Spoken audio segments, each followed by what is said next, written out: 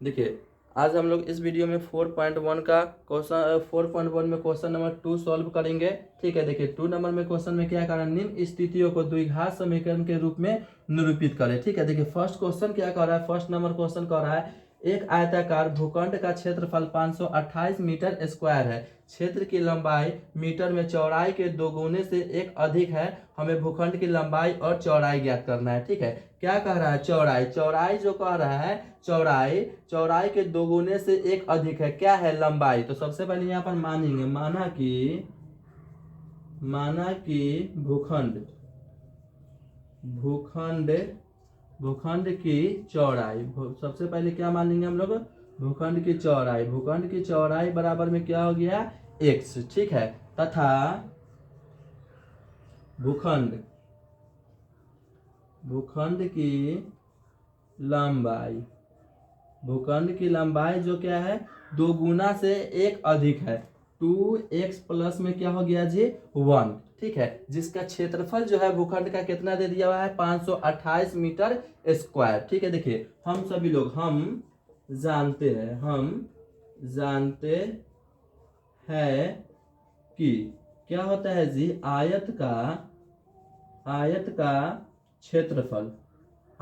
क्षेत्रफल बराबर में क्या हो जाता है जी, लंबाई गुने में क्या हो जाता है, लंबाई गुने में हो जाता है चौड़ाई। ठीक है, क्या होता है, लंबाई गुने में चौड़ाई हो जाता है। ठीक है, जिसमें आयत का क्षेत्रफल हम लोग का दिया हुआ है 528। ठीक है, 528 हो गया, बराबर में 528 क्या दिया है, आयत का क्षेत्रफल हम लोग का कितना दिया, 528। ठीक है, देखिए इसके बाद में अब हम लोग क्या करेंगे जी, लंबाई, लंबाई गुने में क्या है, चौड़ाई। तो लंबाई हम लोग का कितना दिया हुआ है यहाँ पर, 2x प्लस में 1, और चौड़ाई कितना है जी, x। ठीक है, देखिए इसको क्या करना है, गुना करेंगे। देखिए 528 बराबर में x से सबसे पहले 2x में गुना करेंगे तो क्या होगा, 2x square plus plus plus, एक में x से गुना करेंगे तो क्या हो जाएगा जी, x। ठीक है, अब देखिए ये 528 जो है बराबर के उधर क्या चीज में, प्लस में, इस साइड आएगा तो क्या चीज में हो जाएगा, माइनस में। तो देखिए क्या हो गया, 2x स्क्वायर प्लस में x, और बराबर के इधर लिए तो उठा के हो गया 528, और बराबर में हम लोग का क्या बच गया, अब 0 बच गया। तो यही हम लोग को क्या कह रहा है द्विघात समीकरण के रूप में निरूपित करें। तो यही हम लोग द्विघात समीकरण के रूप में लाके निरूपित कर दिए। एक नंबर का यही होगा हम लोग का। देखिए अब दूसरा क्वेश्चन क्या कह रहा है। ठीक है, दूसरा क्वेश्चन हम लोग का क्या कह रहा है, देखिए देखिए दूसरा नंबर क्वेश्चन अगर बोर्ड पर लिखेंगे बहुत समय लगेगा, हम ऐसे ही बोल देते हैं। देखिए दूसरा नंबर क्वेश्चन कह रहा है दो कर्मागत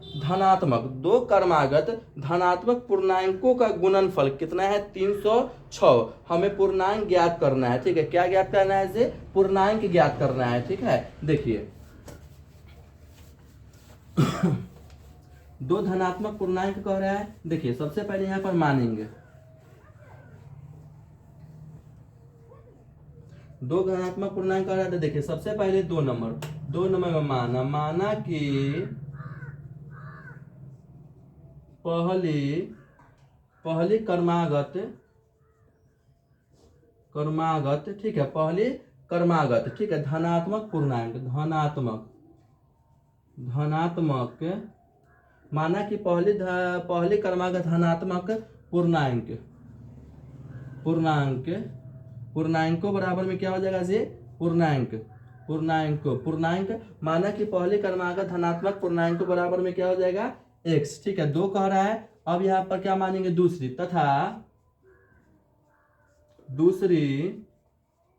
क्रमागत धनात्मक पूर्णांकों बराबर में क्या हो जाएगा, x प्लस में 1। क्यों, क्योंकि क्रमागत संख्या कहीं पर भी क्या है तो x प्लस में 1, अगर तीसरी रहता है तो क्या लिखते हैं, x प्लस में 3। लेकिन यहाँ पर क्या कह रहा है, दो ही कह रहा है। ठीक है, तो माना पहली क्रमागत धनात्मक पूर्णांकों बराबर में x, तथा दूसरी धनात्मक पूर्णांकों बराबर में क्या हो गया, x प्लस में 1, जिसका गुणनफल जो है ना कितना दे दिया है, 306 दिया हुआ है। गुणनफल कितना यहाँ पर दे दिया है, प्रश्न से। ठीक है, प्रश्न से, देखिए प्रश्न से क्या कह रहा है, प्रश्न से गुणनफल जो है कितना दे दिया हुआ है, गुणनफल हम लोग का देखिए 300 कितना दिया हुआ है, 6 दिया हुआ है, 306 हम लोग का गुणनफल, किसका गुणनफल, तो ये दोनों संख्या का गुणनफल दिया हुआ है। ठीक है, देखिए क्या है गुणनफल, x इंटू क्या है x प्लस में 1 बराबर में 300 कितना हो गया जी 6। x में x से गुना करेंगे तो क्या होगा x square plus plus plus 1 में x से गुना करेंगे तो क्या होगा x बराबर में 306। ठीक है, देखिए क्या हो गया एक्स स्क्वायर प्लस में एक्स और 306 जो है बराबर के इधर क्या चीज में है माइनस में, उस प्लस में बराबर के उस साइड जाएगा तो क्या चीज हो जाएगा माइनस में हो जाएगा। ठीक है, तो देखिए माइनस में 300 कितना हो गया जी 6 बराबर में हम लोग का 0। यही हम लोग का क्या आ गया जी, तो हम लोग को समीकरण के रूप में करने के लिए कह रहा था, यही हम लोग का समीकरण के रूप में आ गया। ठीक है, सेकेंड नंबर। अब हम लोग चलेंगे थर्ड नंबर क्वेश्चन की ओर। देखिए तीसरा नंबर क्वेश्चन क्या कर रहा है, रोहन की माँ उससे 26 वर्ष बड़ी है। रोहन एक लड़का है, उसकी माँ उससे क्या है 26 वर्ष की बड़ी है। उनकी आयु का गुणनफल अब से 3 गुना वर्ष पश्चात मतलब क्या होता है बाद में कितना था 360 हो जाएगी। हमें रोहन की वर्तमान आयु ज्ञात करना है। ठीक है, देखिए क्या कह रहा है इसके बाद में देखिए क्या क्वेश्चन है, यही क्वेश्चन है ना, रोहन की माँ उससे 26 वर्ष बड़ी है, उनकी आयु वर्षों में का गुणनफल अब से 3 वर्ष पश्चात मतलब क्या होता है जे बाद में कितना था 360 हो जाएगी। हमें रोहन की वर्तमान आयु ज्ञात करना है। ठीक है, देखिए क्या कह रहा है तीसरा नंबर जी तीसरा नंबर में देखिए मानेंगे, माना कि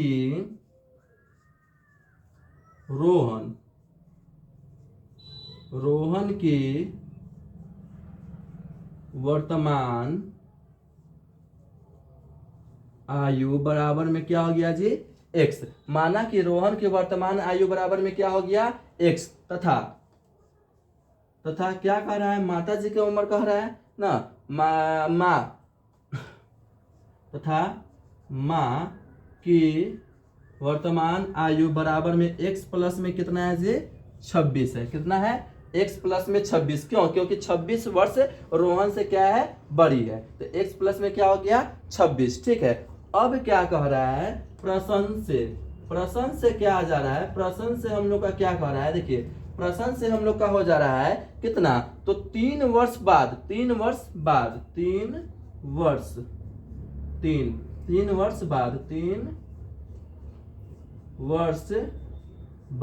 तो देखिए 3 वर्ष बाद जो है 3 वर्ष बाद, ठीक है, रोहन की आयु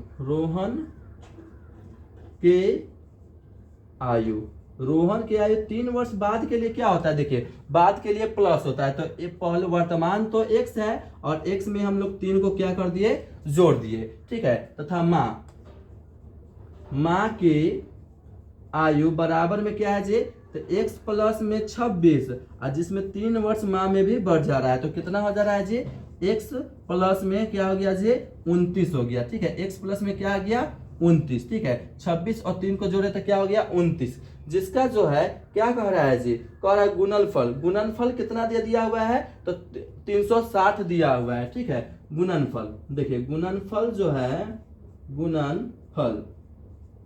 गुणनफल कितना है 300 कितना है जी 360 दिया हुआ है। ठीक है, गुणनफल 360 दिया है, गुणनफल कितना हो गया 360। किसका गुणनफल, तो हम लोग का ये दोनों का गुणनफल कह रहा है। ठीक है, तो x प्लस में 3 इंटू क्या हो गया x प्लस में 29 बराबर में क्या कितना हो गया 360। ठीक है, देखिए अब इसको हम लोग सॉल्व कर लेते हैं।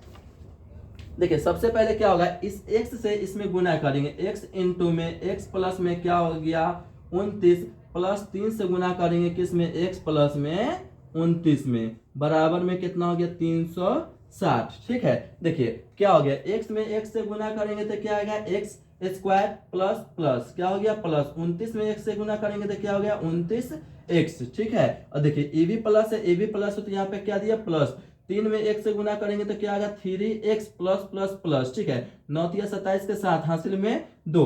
ठीक है, 3 दूनी 6 2 8 बराबर में कितना हो गया 360। ठीक है, देखिए अभी ए भी x है ए भी x है, दोनों क्या चीज में है प्लस में है, हम लोग का दोनों को यहाँ पर जोड़ देंगे x स्क्वायर प्लस में। ठीक है, देखिए क्या हो गया 9 और 3 12 के 2 हासिल में एक, तो 2 एक कितना हो गया 3, 32x प्लस में 87 और बराबर में कितना हो गया 360। 360 जो है बराबर के इधर क्या चीज में प्लस में, उस साइड जाएगा तो क्या चीज हो जाएगा माइनस में। तो देखिए क्या हो गया एक्स स्क्वायर प्लस में 32x प्लस में 87 और माइनस में चल गया कितना 360 बराबर में क्या हो गया 0। अब 360 में से 87 को घटाना है, ठीक है। देखिए क्या हो गया एक्स स्क्वायर प्लस में 32x, ठीक है। देखिए 360 माइनस में क्या करेंगे हम लोग जी 87 को माइनस करेंगे। देखिए ऊपर 0 तो घटेगा नहीं, एक हाथ से लेंगे तो कितना हो जाएगा 10, और 10 में से हम लोग का 7 गया तो क्या बच जाएगा यहाँ पर 3।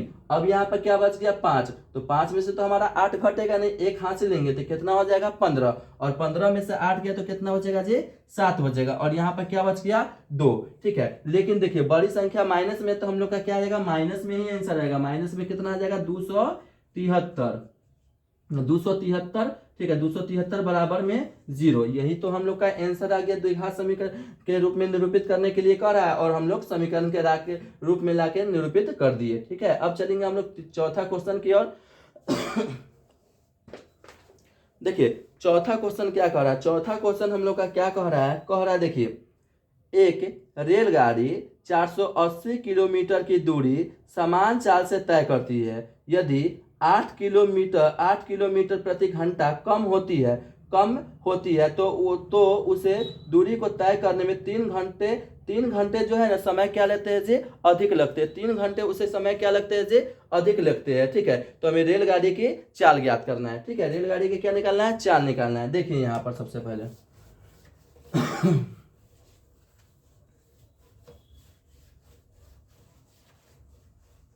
देखिए सबसे पहले इसमें भी मानेंगे माना कि चौथा नंबर में माना कि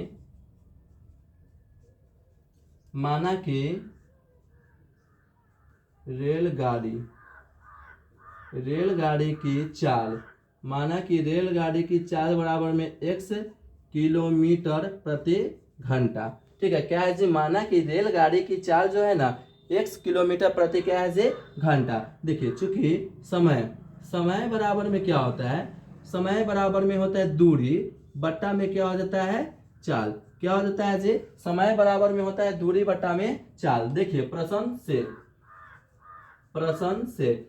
से हम लोग का क्या होता है, प्रश्न से T1 मतलब समय 1 में देखिए क्या होता है, समय 1 में जो है ना हम लोग का क्या कह रहा है 480 किलोमीटर की दूरी। तो दूरी तो हम लोग का 480 किलोमीटर यहाँ पर दिया हुआ है, ठीक है। और क्या कर रहा है 480 किलोमीटर की दूरी समान चाल से तय करती है। एक बार जब इसका चाल होता है ना जी वो समान मतलब x किलोमीटर ही चाल हो जाता है x, ठीक है। ये हो गया हमारा समीकरण 1, ठीक है।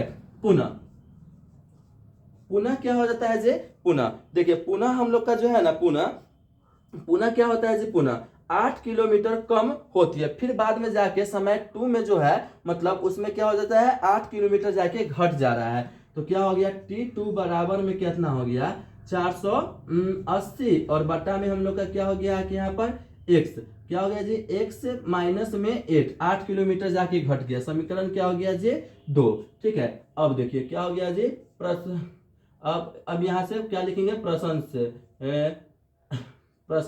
देखिए प्रश्न से देखिए क्या हो जा रहा है। प्रश्न से हम लोग का क्या कह रहा है इस दोनों को जो है ना तय करने में 3 घंटे अधिक लेते हैं, 3 घंटा अधिक समय लगता है। तो इस दोनों में से क्या करेंगे हम लोग जी घटा लेंगे, ठीक है। देखिए पहले हम लोग क्या लिखेंगे, पहले हम लोग लिखेंगे यहाँ पर बड़ी, तो बड़ी संख्या कितना है 480 बट्टा में x माइनस में 8 और माइनस में क्या हो गया 480 और बट्टा में x बराबर में कितना हो गया जी हम लोग का कितना समय ले रहा है जी हम लोग का, तो समय हम लोग का है इसमें 3 घंटे, ठीक है। क्या हो गया 3 घंटे।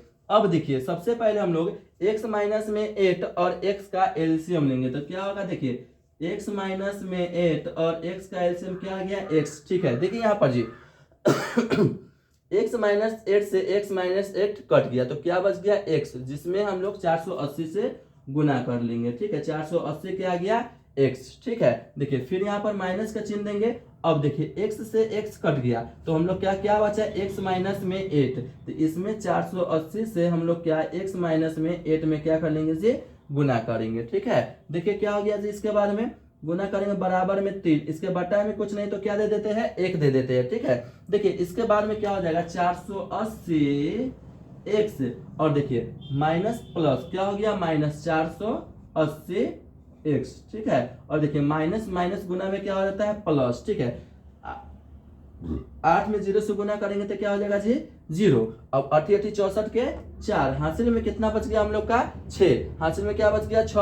अब 8 चौका 32 और 6 कितना हो गया जी 38। ठीक है, और बट्टा में आइए, बट्टा में भी क्या करेंगे x से सबसे पहले x में करेंगे तो x स्क्वायर माइनस प्लस क्या हो जाएगा माइनस, 8 में 1 से गुना करेंगे तो क्या होगा 8x बराबर में 3 बट्टा में क्या बच गया हम लोग का 1 बच गया। ठीक है, देखिए सबसे पहले यहाँ पर 480 x और माइनस में 480 x, ई प्लस में ई माइनस में दोनों इक्वल है तो यहाँ पर क्या हो जा रहा है जाके कट जा रहा है। तो यहाँ पर हम लोग का क्या बच गया 3840 बट्टा में क्या हो गया जी x स्क्वायर। ठीक है, और माइनस में 8x बराबर में 3 बट्टा में क्या बच गया 1। इसमें क्या करेंगे क्रॉस मल्टीप्लाई करेंगे। ठीक है, देखिए सबसे पहले 3 में x स्क्वायर से गुना करेंगे तो 3x स्क्वायर और माइनस 8 में 3 से गुना करेंगे 8 3 के 24 x बराबर में 1 में 3840 से गुना करेंगे तो 3840। ठीक है, देखिए 3840 जो है बराबर की इधर क्या चीज में है प्लस में,